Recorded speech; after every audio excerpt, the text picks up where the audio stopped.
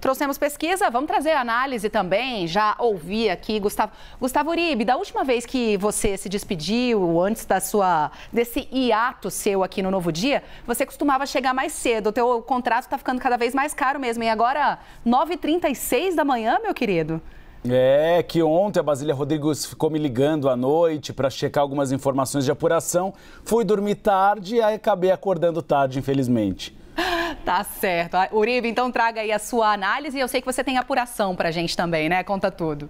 Stephanie, é uma pesquisa positiva tanto para Rodrigo Garcia, atual governador de São Paulo, como para Jair Bolsonaro, atual presidente. Rodrigo Garcia acabou crescendo no regular e a gente diz não é bom, é o regular, mas o eleitor tende a manter um presidente regular do que fazer uma troca que pode piorar a situação. O regular para a atual gestão de Rodrigo Garcia passou de 36 para 41 e a rejeição ao governo dele caiu de 20 para 17. Ele conseguiu chegar ao empate técnico com o Tarcísio Freitas, que é o candidato do presidente Jair Bolsonaro, mas que está um pouco aí estacionado na pesquisa. A gente vê também uma melhora de Rodrigo Garcia na avaliação em vários estratos, tanto sociais como de gênero, mulheres e homens que passaram a votar no candidato do PSDB, atual governador de São Paulo. Um outro dado interessante é que, apesar dessas modificações, ainda é grande o percentual de brancos e nulos.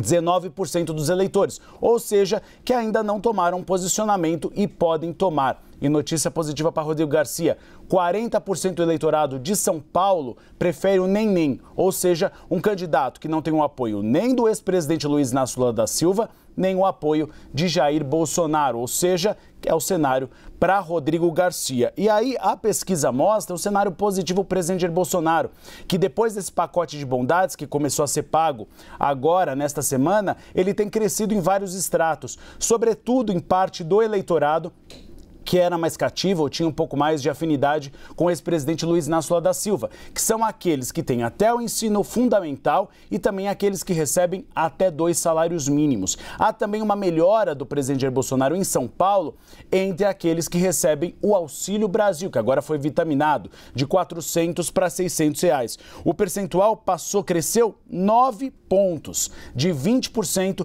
para 29%. O até 2 salários mínimos de 21 para 28, até o ensino fundamental de 23 para 29. O presidente Jair Bolsonaro em São Paulo teve um crescimento de 10 pontos, de março a agosto, e hoje no limite da margem de erro já empata com o ex-presidente Lula, ou seja, você tem aí um empate técnico entre aqueles que estão em primeiro nas pesquisas eleitorais no maior colégio eleitoral do país. E o que explica este aumento de Jair Bolsonaro? 2 pontos, segundo a pesquisa. O primeiro, o pagamento do Auxílio Brasil entre aqueles que estão no extrato mais baixo da pirâmide social. E o segundo, a preocupação com a violência. Você tinha nas pesquisas anteriores a economia e a pandemia do coronavírus como as principais preocupações do eleitorado. Hoje, a violência já empata com a pandemia do coronavírus. E quem carrega melhor a bandeira do combate à violência é o presidente Jair Bolsonaro, não o ex-presidente Luiz Inácio Lula da Silva. Por isso que a campanha de Jair Bolsonaro pretende vitaminar esse discurso, tanto com aquele discurso de flexibilização do porte e posse de armas, como a redução da maioridade penal. Deve entrar no discurso do presidente a redução de 18 para 16 anos. Colombo. A questão da redução da maioridade penal tem um outro aspecto importante. O candidato Rodrigo Garcia, que tenta estabelecer pontes com o eleitor de Jair Bolsonaro, para além do eleitor que tradicionalmente vota no PSDB, passou a defender também essa mudança na legislação, que é muito popular aqui em São Paulo entre determinados segmentos da sociedade, não é? Uribe, eu só queria abordar com você também a questão da pesquisa presidencial aqui em São Paulo, porque São Paulo é um estado tradicionalmente antipetista, né? A região metropolitana não necessariamente, a capital já teve 3 prefeitos petistas, Luiz Erundina, Marta Suplicy e Fernando Haddad. Na região metropolitana, você sabe bem porque é da região metropolitana, Diadema, Guarulhos, o ABC, Osasco, o PT já administrou essas cidades várias vezes, mas tem sérias dificuldades no interior do estado de São Paulo, tanto é que nunca elegeu um governador paulista. Lula só venceu em São Paulo em 2002, por uma pequena margem, José Serra. Depois, mesmo em 2006, quando foi reeleito, perdeu para Alckmin, Dilma perdeu as 2 eleições em São Paulo, para Aécio e para Serra também, e agora em 14 e em 18 foi 7-3, de cada 10 votos, 7 para o anti-PT e 3 apenas para o candidato petista.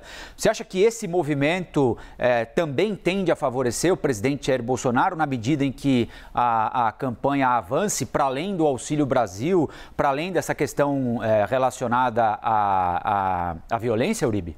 Colombo, depende muito da rejeição do presidente Jair Bolsonaro. No Palácio do Planalto, há uma avaliação de que ainda há possibilidade de Lula ganhar em São Paulo, mas por uma margem muito pequena sobre Bolsonaro, porque 56% da população de São Paulo ainda diz que não quer a reeleição do presidente Jair Bolsonaro. Então tem esse termômetro da rejeição que é muito alto. Segundo turno é outro jogo. E aí essa é a confiança do Palácio do Planalto, de que no segundo turno, com discurso contra a violência, de combate à violência e tentando colocar novamente na imagem de Lula o discurso da corrupção, você possa ter uma troca de expectativas. Mas há uma evidência, ou pelo menos uma crença, de que no primeiro turno tem sido muito difícil, porque a rejeição do presidente Jair Bolsonaro tem se mantido constante. E se você observar em São Paulo, a intenção de voto de Lula tem oscilado para baixo, mas dentro da margem de erro. Ele tem se mantido estável. Então, caso o presidente Jair Bolsonaro queira manter esse histórico que você citou, Colombo, ele precisa baixar a rejeição. E essa rejeição tem caído muito pouco, apenas oscilado e não caído o suficiente para que ele avance. Inclusive, Antônio Lavareda do IPESP aponta: para o presidente Jair Bolsonaro ganhar a eleição deste ano, não basta ele crescer naquele eleitorado nem indeciso ou no eleitorado dele. Ele precisa pegar votos de Luiz Inácio Lula da Silva. Essa é a grande dificuldade dele hoje.